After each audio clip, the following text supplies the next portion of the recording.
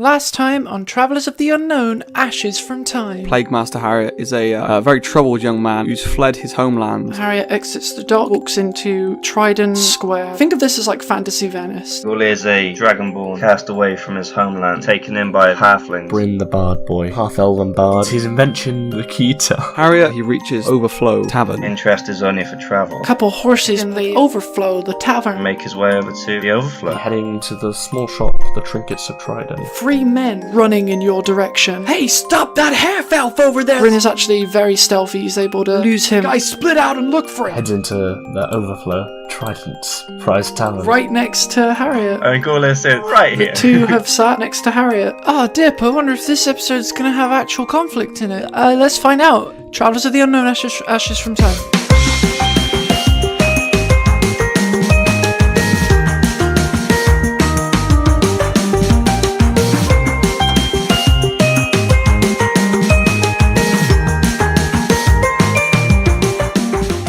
Trinkets of Triden, Part 2.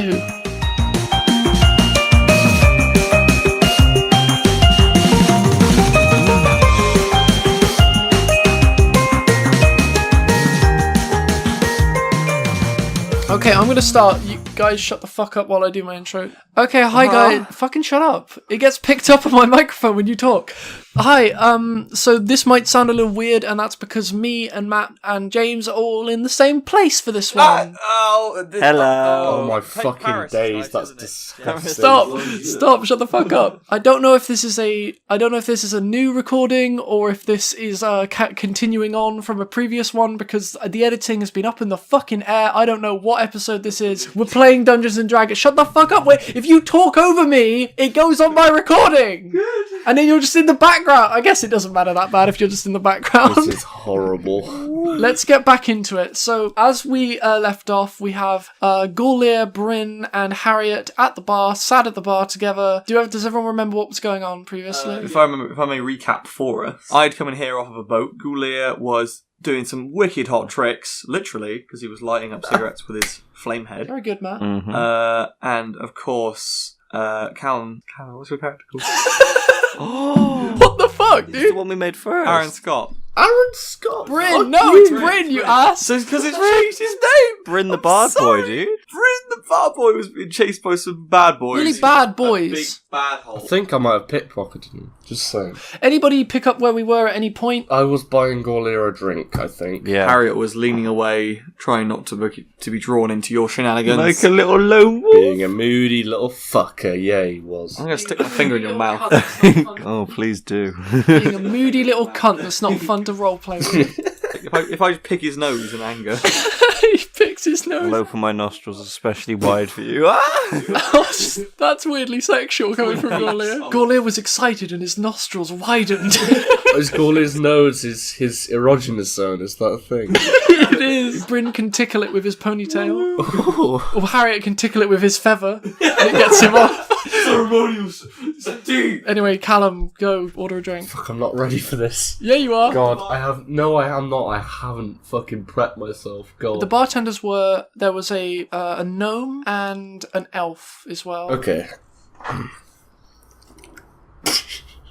Should I start? And that will help, Yeah, maybe? please. Okay, can't. we'll go from where you two have just sat down, and the elven bartender walks up and goes, "Alright, mate, anything I can get for you?" You're right, lad. I'll get 2 pints of mead. 2 pints of mead, alright, then that's going to be a couple of electrum pieces for that. I hand the pieces over, I slide them across the bar. Right, he takes them. I think we need to put a rule for the podcast. Less money talk, because fuck this boring. No one cares about the exchanging of money. I do. So you do that, and he hands you the 2 pints of mead. There you go, mate, enjoy that. Cheers, lad.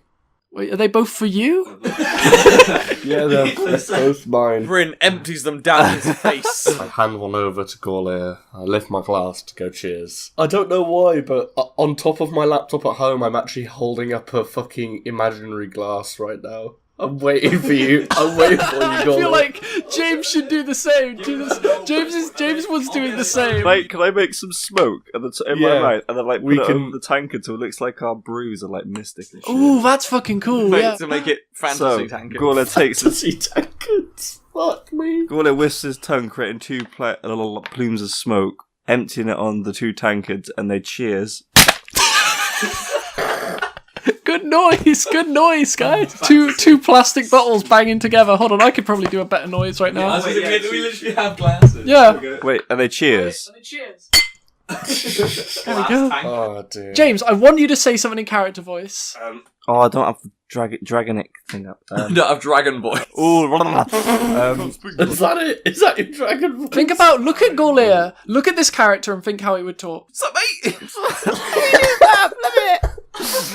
D&D podcast now with 80% goofs and 20% D&D.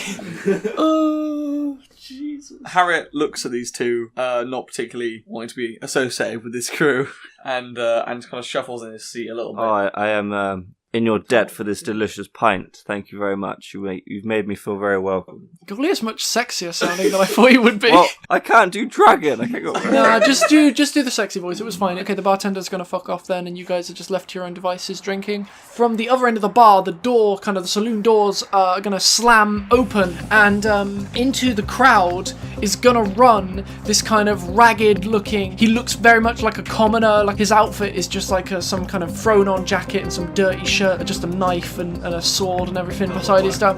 He runs in and he goes, "Jacob, Who the fuck's it's Jacob? gotta be in here somewhere. It's the only place we haven't checked." A more overweight partner of his comes out with kind of a bigger nose and he goes, You're right.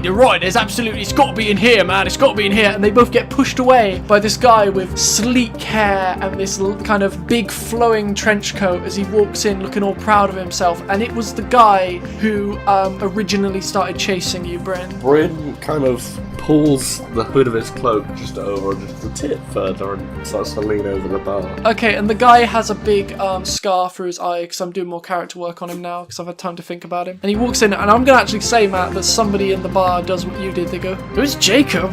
And that, and the guy goes, "I'm Jacob Nail, and nobody steals from me and lives to tell the tale."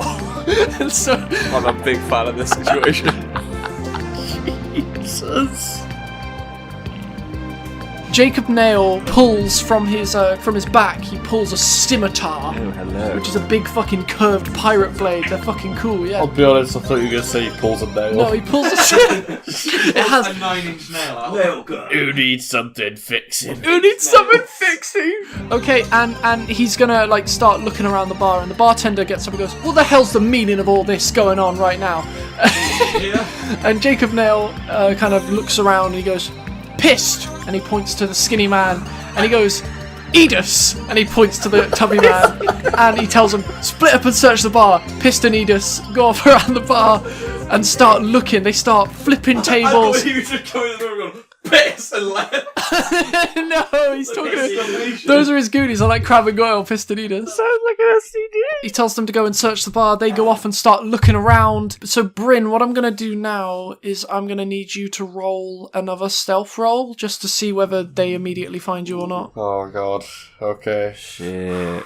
Oh, here we go. 'Cause if you start a fight, I'm gonna have to jump in as well because I'm in your debt. So I will jump in as befriended well. a dragon. Oh, yes. Fuck, I've got a dragon friend now.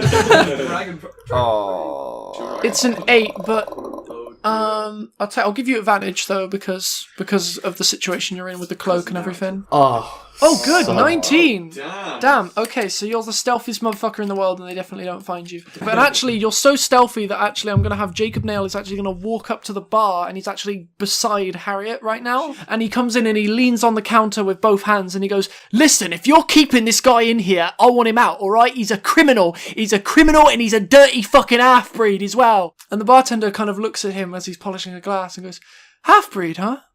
What do you mean by that?" "Some fucking elf fucked some human broad, right? And they made some in-between, some half-elf or whatever." The bartender kind of narrows his eyes at him and goes, "I am actually quite familiar with what a half-elf is, you know. In fact, my mother is one, as a matter of fact." Yeah, I'm sensing a fight. Get it now.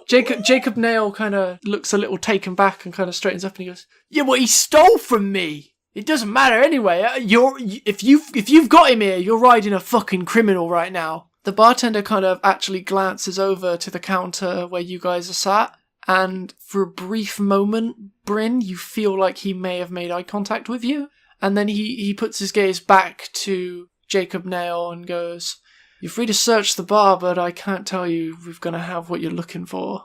So Jacob Nail kind of huffs, straightens himself up, and he goes, "All right then, we will search the bar, but no more tipping over tables or I'll have you thrown out, okay?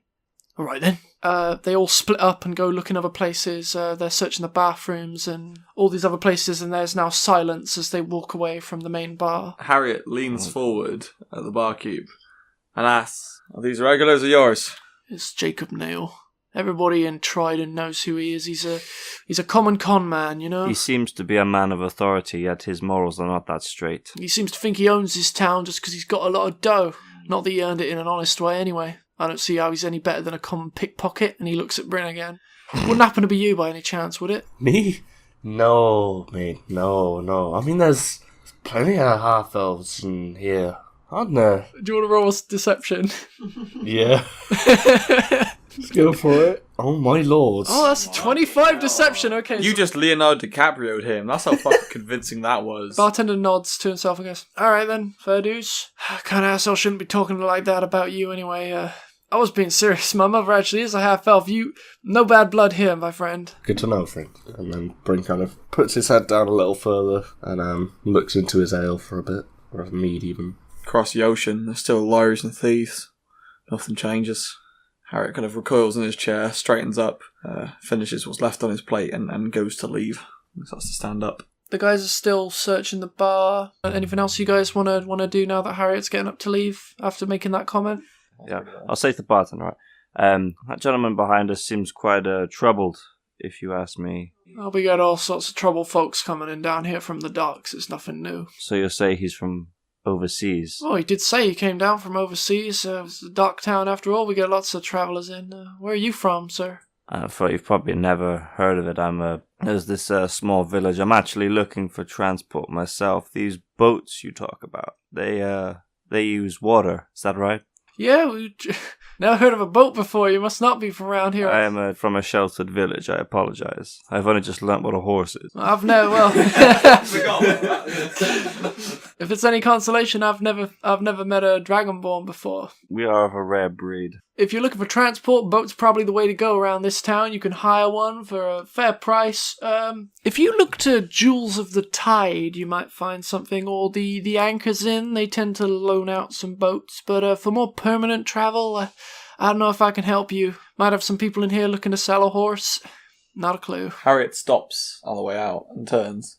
A horse? What sort of person would be selling a horse? He points over to the smoking lounge and at the crowd of people and goes, "There might be someone in there. People sell horses here all the time. They bring them out to a crowded place, wait around all day, see if there's some newcomer coming in from the tide, needs some transport. It's easy sell." Thank you kindly. Harriet brushes himself down and walks towards the smoking lounge, very narrowly slipping past one of the goons that is searching the bar and making a brief snarl at them as they turn their back on him. You got any input for right now, Bryn? Bryn, no. Bryn's trying to stay quiet. If he raises his voice... Surprised Bryn hasn't tried to get out yet. I mean, they see someone in a dark cloak leaving. It's going to be a little suspicious. Fucking. Okay, so they're still looking around. They come back up to the bartender and they go, Jacob Nail goes, "Listen, buddy, I'm pretty fucking sure that we searched everywhere else, so unless this guy jumped in the water and swam away, he's gonna be here, okay? And we can't find him anywhere, so if you're hiding him, you better let him up right now, okay? Or I'm gonna get fucking violent." And he takes out his scimitar and actually points it towards the barman, and the barman's kind of in a frozen shock, like... Can Bryn get a little brave and fucking roll another deception? Yeah, I mean, what is the lie you want to tell first? Putting on a fucking fake voice so he can tell this guy to fuck off. I think might be more performance. Ah, that's true. Also going to say, Harriet will always intervene when innocents are being threatened, so if you guys don't do something, Harriet probably will. Well, the bartender's now being threatened, because this guy's very fucking angry about his money being taken. Exactly. Well, can I roll fucking performance for a fake voice? Yeah, I then? mean, you gotta do it first. You can't roll and then do it. You gotta do it, then roll. Get ready for my best fake voice. Here we go. Well, I tell you what, mate. There's no half-elf in here, so you best start trawling the river. That was great. That was pretty good. That was fucking called good. it. I called it. Fucking roll. Okay, you're gonna roll performance. Oh, deception. I'm not sure, actually. Performance. Ooh, I'll let you roll deception as well. Oh. Ooh. I mean, that's a pretty good roll, but so have you actually turned to him, or are you still speaking from under your Oh god, cloak? no, I'm speaking from my cloak. I'm not gonna let him see my face. Okay, when you say that, Jacob Nail, who is so fucking strung up right now, swings around at the person who dared fucking talk to him, grabs you by the collar and kind of lifts you, swinging his scimitar near you and going, "Listen, mate, if you're trying to fuck with me, And he pauses because I'm pretty sure having picked you up, he's probably gonna recognize you. Would that be fair to say? Right, well, yeah, I guess in which case... Okay, he's recognized you. This is the fucking guy. And he's gonna go to swing at you with his scimitar, and I think we're actually gonna roll... I was gonna say... Gaulier, just for the record here, are you gonna defend your... Yeah, I'm gonna do something before he does it. Alright. What about you, Harriet? What's going on with you? Okay, so although he's crossed the room, he's looking out and he's getting more and more frustrated, and he's starting to pull his mask from his bag. Okay, so I'm gonna say all of you have to roll initiative now. Gaulier with a 14. Bryn with a 7. Harriet with a 9. Fucking hell. I'm so bad at this. Can I do something then?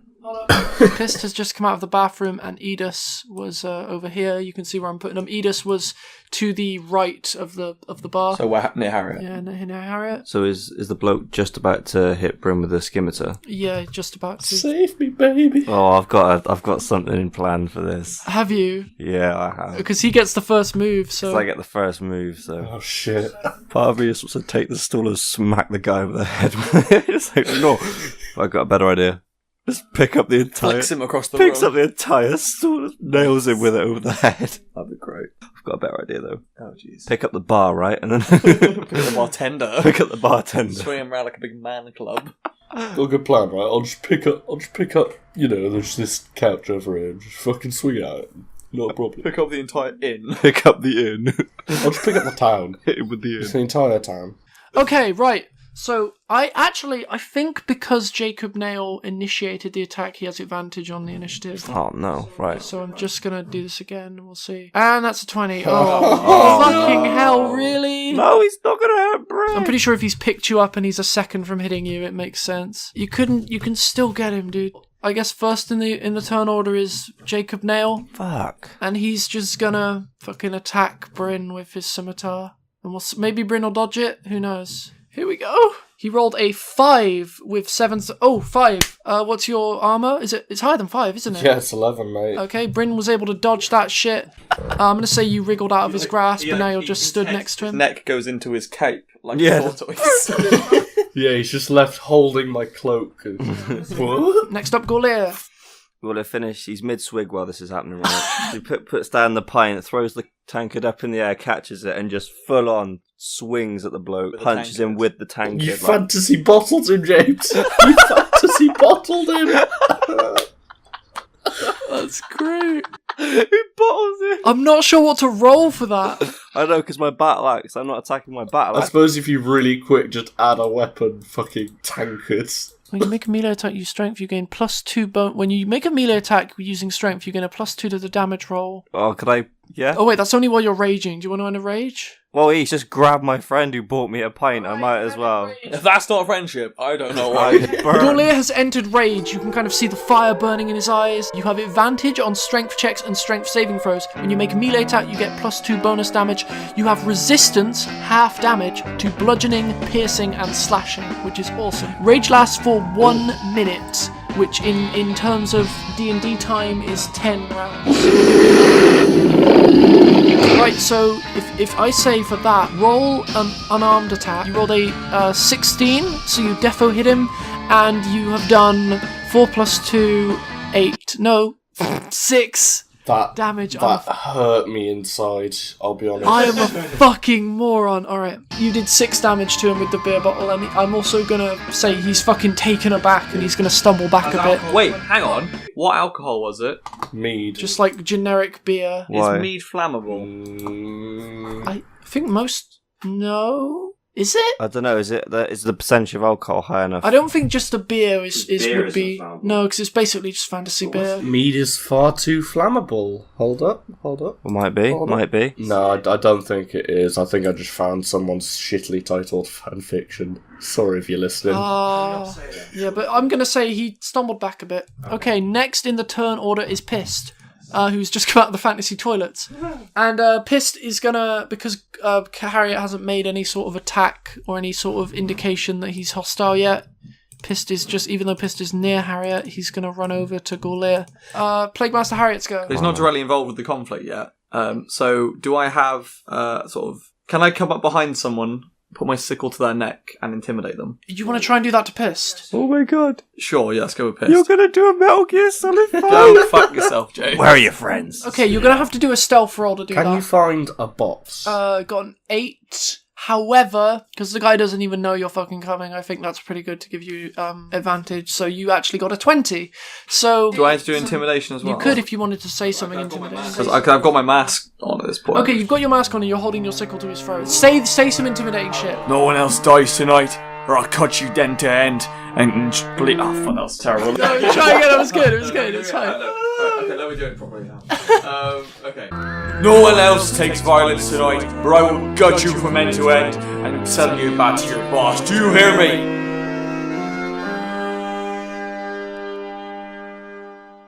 That's pretty good. Dude, roll some intimidation. That up was in even here. more intimidating with an echo, I'll be honest. Dude got a 7. Wasn't that intimidating? So that's what he thought he was saying. But he was actually saying it. You wouldn't stop it from beneath the mask.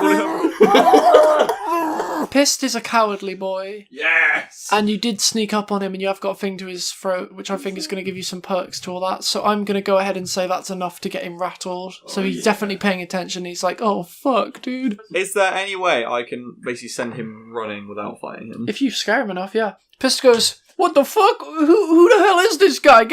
Hey, Jacob, this guy's got a sickle to my throat. He's got a bendy sword. With that mask on, you look like Psycho Mantis from Metal Gear Solid.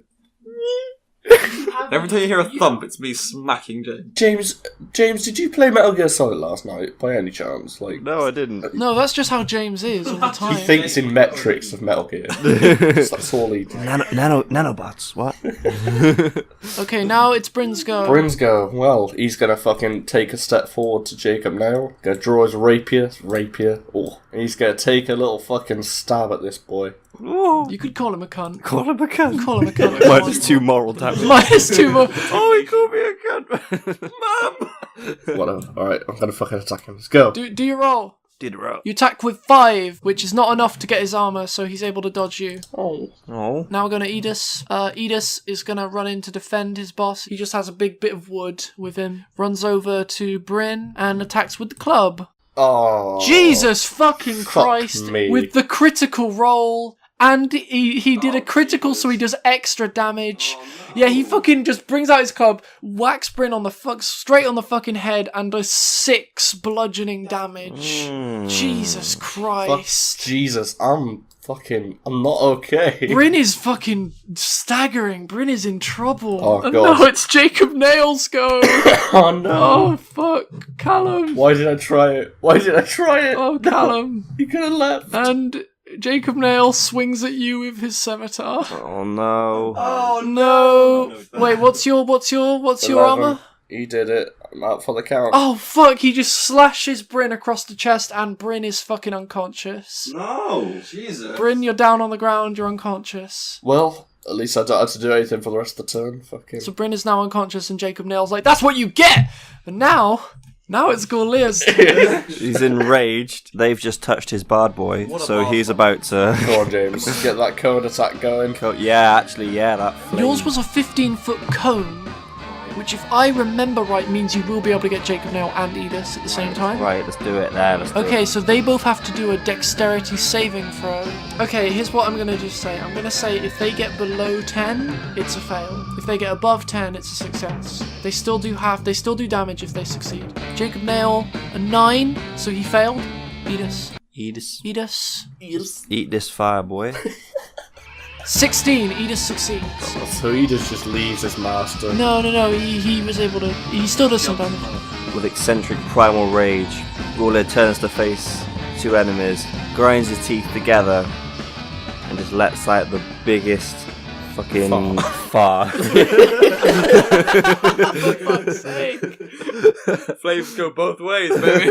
Gorlear grinds his teeth together yells and then lets out the biggest Big cone of fucking flame. wall of flame tyrants towards the two enemies. Roll 2d6. 7 damage to Jacob Nail. That's flame damage as well. So he's on fucking fire now. Alright, and I'll also do Edis as well. You gotta roll another. 5, damn. Both Edis and Jacob Nail are now burnt and tattered, and they're looking pretty fucking worse for wear. Like, they're just like looking at you in shock. Now it's Pist's turn. Pist has just seen this happen as well. So he's actually even more... Pist is in your arms, yeah. Pist is even more scared now. He may have pissed his pants. Pist is like, oh fucking hell, man. I don't want to be here, man. If you let me go, I'll just go. I don't get paid enough for this, man. I don't get paid enough for this. Is that his turn? Is that his turn? Or? Roll 1 for piss pants. Piss is just fucking afraid. He doesn't do anything. If Aaron Scott had to roll for Piss, surely Piss does as well, right? So Piss doesn't want to do anything. He's too fucking scared, too intimidated. We're going to Plague Master Harriet now. Okay, so Harriet turns him around with the blade hooked under his chin like a claw and looks deep into the black tinted glass of his mask and holding him by the scruff says... I don't know what he says, actually. He doesn't say anything. He marches him towards... dude. He marches him towards the bar. So, just over to where everyone else is. Makes him stare at the incinerated people. The burning people, yeah. Looks deep into his eyes through the black of his mask. Says, we suggest you run. Ooh, Nelly. And you know what, Matt? You know what? Pist delayed his turn. That is a move that you can do in D&D. You can delay your turn to a later turn for whenever you want to do something.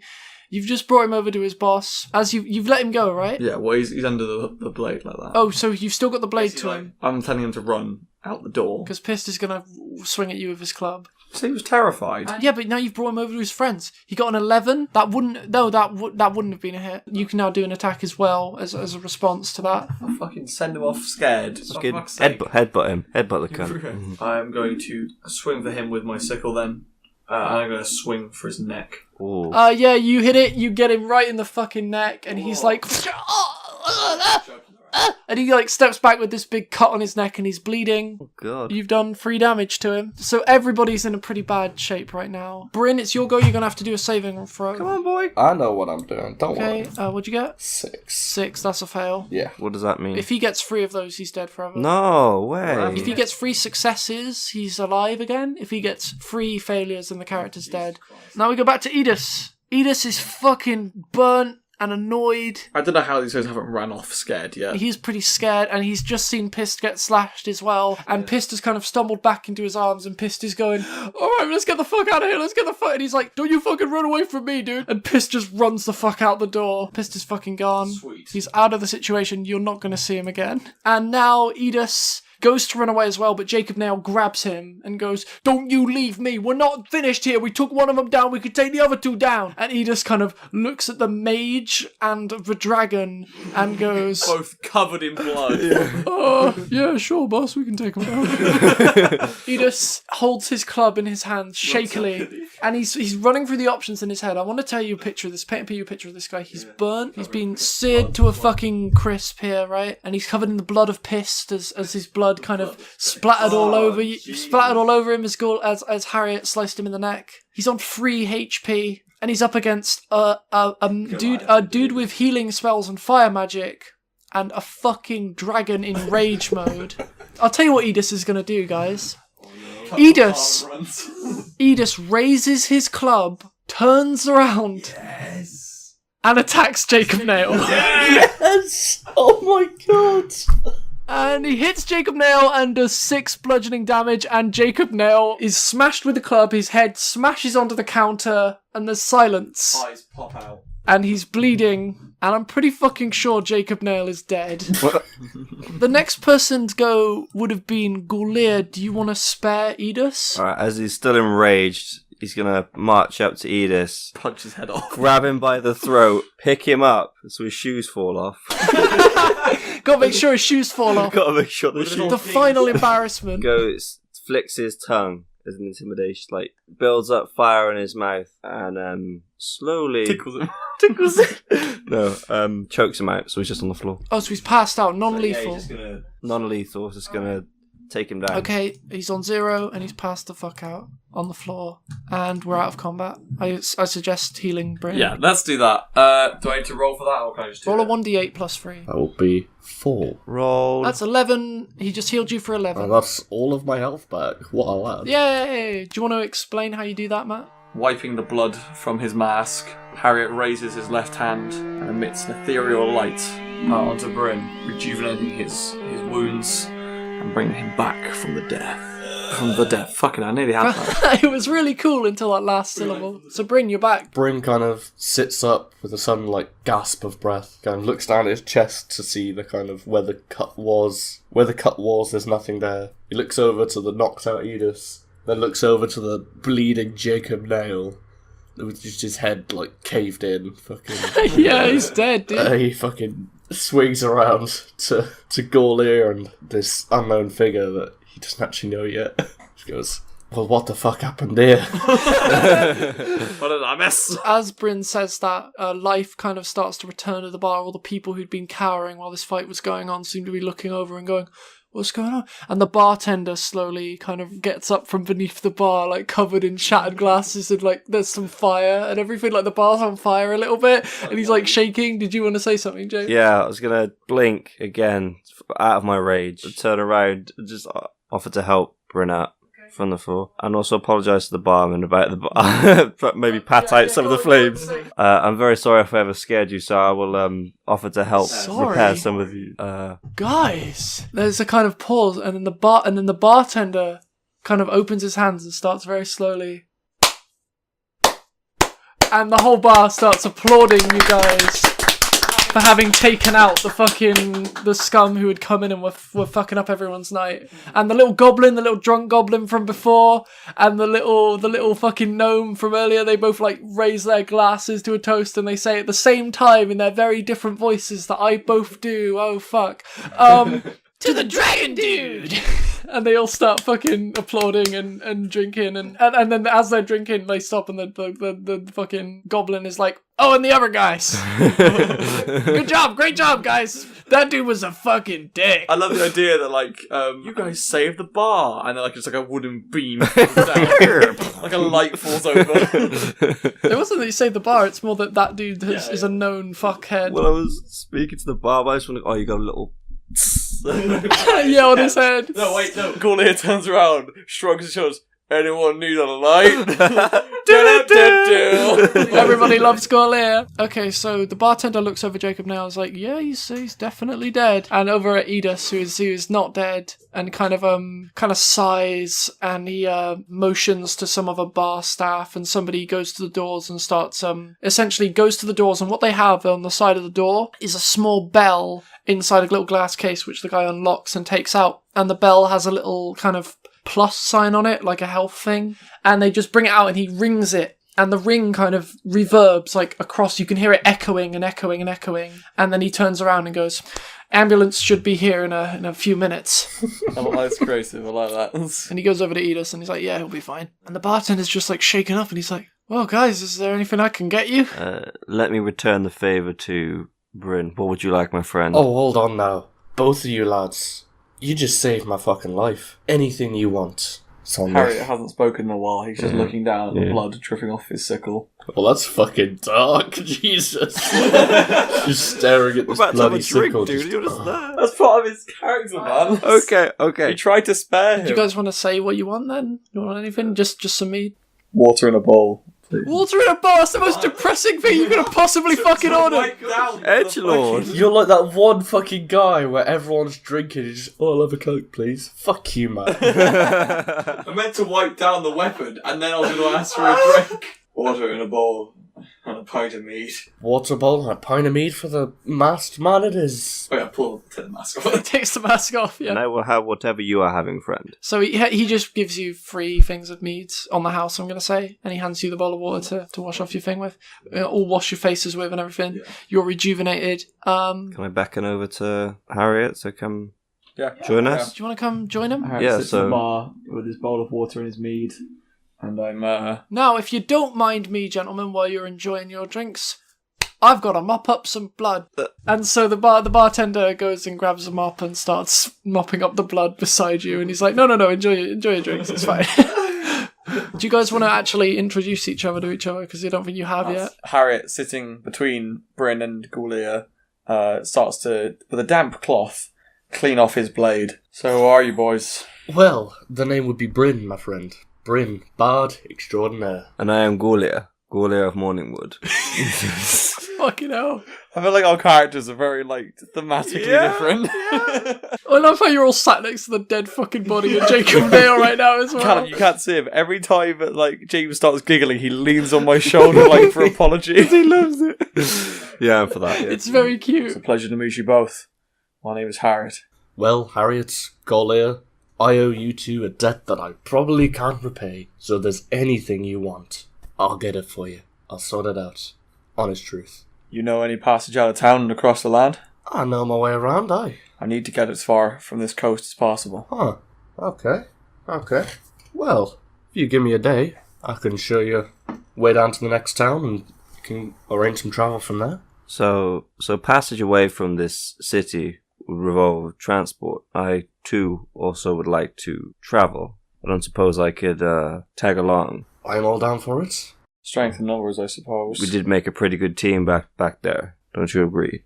Aye, we clink tankards together. Wait. Fucking Harriet's warming up. Oh shit, I'll do the thing. Where's... That we did. Well, you guys made a good team, that's for sure. Give it time, friend. Your time will come. You made a good doormat, perhaps. He says playfully. He punches him in the arm. Okay, Bryn, I am gonna just say now, the thought crosses through your mind, you have still got a job to do. Yeah, no, that's what I was saying. Well, lads, he says, downing the rest of his tankard and mead, I'll meet you back here later, but for now, I've got a bit of business to take care of. And kind of steps up from the bar, gives them a little bow, and then turns. Oh, I fucking love the idea he gives them a Yeah. That's Bryn. That's so fucking Bryn, giving a little bow. Fantasy dab, yeah. He gives them a fantasy dab. You bow and dab as you go. A fantasy dab is a dab, but the arms go down. And you flick your fingers as you do it. Jesus, that's fucking stylish. And then he begins to move away to the door of the bar. I turn to the barkeep. You might happen to know where I can sleep tonight. Oh, yeah, there's a... And the barkeep kind of is still mopping up blood, and he's like, yeah, there's an inn just down the road there. Anchor's Inn. Easy to sleep there. Aye. Well, till tomorrow morning then, Goulia. I shall see you. Fair dreams. Well, I don't have any previous arrangements, so might I ask to tag along? I'm sure there's another room that I can sleep in, unless you want to get down. You can't fuck every one of my characters. Oh, yes, he can. And he fucking will. I'll allow it. Don't call it Morningwood for nothing. Okay, look, let's move along. Okay, we'll leave the bar. Can I ask, Chrissy, what's the sort of time now, in game? I'm gonna say, I don't remember what time it was when you arrived here. It's been fucking months since we did this. It has been a good month since we last played, and I haven't listened back to any recordings yet. So now I'm gonna say it's nearing midnight. It's very late. The town is much less busy. Well, Bryn is kind of nonchalantly strolling through the town. He makes his way over to a little shop labelled Trinkets of Triden. And then, actually, I think, does Bryn have thieves' tools? Okay, he's gonna find it locked. Business has been closed for the day. He heads over. However, you are able to hear murmurs coming from inside the building, so even though it's closed, there are still people in it. And can we pause right, because I need a wee? The pausing. Love will tear us apart. Okay. I feel sorry for fucking... Then Pissed ran out the door, right? Yeah. We could probably follow his blood trail. You are dark. I tried to... No, I want to heal him. I want to heal him. I tried to save him. Honest, I want to heal him. I don't want to split him limb from limb. I want to heal him by putting my knife in his fucking head. You're going to tie him up again like the skeleton, aren't you? Oh, Jesus. Okay, right. Hey, just before we do this, the inn actually does have a map screen. Let me just move that over. Let's just do this for a little while, get you guys in bed, and then we'll focus on Bryn. You enter the inn. It's obviously much smaller. Anchor's Inn. There's a cheerful kind of, even this late in the evening, because They're probably getting most of their customers this late in the evening.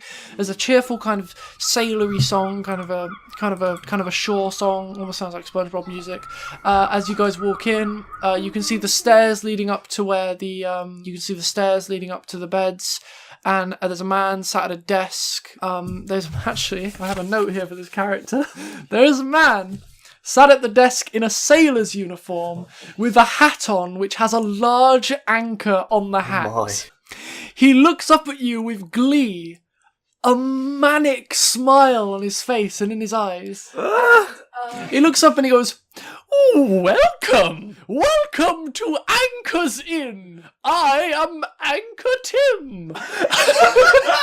What can I do you for, weary traveller? Welcome to the finest sleeping establishment in all of Triden." I'm looking at how my fucking audio spiked when I did that. Do you want to take the lead here, Gulia? Yeah, considering you probably know what to do in this situation. Approach the fucking desk. I don't think you want to be that close. Have you ever seen an anchor? You're a good 2 steps away from the desk. Well, of course, because Gawler's gonna like, well-met friend. That can we do like a? Because he's so jolly. Can we do like a fucking? Yeah. You fucking he he looks at the handshake like it's the best thing that's ever happened to him. Do this. Oh fuck! Like like that. Yeah, well-met friend. He said, "Hail and well met." What'll it be for you? A double or 2 singles? 2 single. Well, 2 singles. Gulle's probably going to need a double to fit in. Oh yeah. well, a double bed for myself and a single for my companion here, please. Very well. That'll be... And he says the money and you give him the money. I don't care about it anymore. And he books you in for your rooms and he goes, "Those will be upstairs. Is there anything in the world I can do for you?" Yeah, Callum, the emotes are making this. I am throwing my arms all over the place. Oh, this is great. Yes, sir. May I ask, what is that upon your head?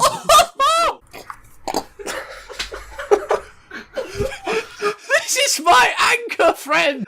What is an anchor? I have never seen one before. What does it do? Anchor Tim kind of pauses and he's kind of like looking left to right and he's like, "You've never heard of an anchor before?" I've had a grandfather called Anchor, but apart from that... So you're telling me that you've never heard of anchors before? We've got a boss fight now. Cheers. You've never heard of an anchor before? No. His smile fades and he just looks down at his feet. He goes, "Your rooms are upstairs." Oh, God. Harry goes upstairs. He leaves. I remove myself from the situation. I'm so glad you came here. I had this character planned and thought I'd never get to use him. Oh. Gawler, quite confused, follows, Backs up. and says, "But I am interested in finding one if you have a boat." He doesn't talk to you anymore. Oh, right, He alright. just points to the I'll go to stairs. bed. I'll go to bed then. You guys have gone to bed. Okay, after that's done, we cut back to the empty Triden Square with Bryn outside Trinkets of Triden, listening in at the door. And I don't know if there's some kind of role you can do to let yourself hear what's going on in there more clearly. I think investigation for it. That sounds right. Yeah, investigation. Yeah, that should be good. Okay, so you can hear murmured voices. Cool.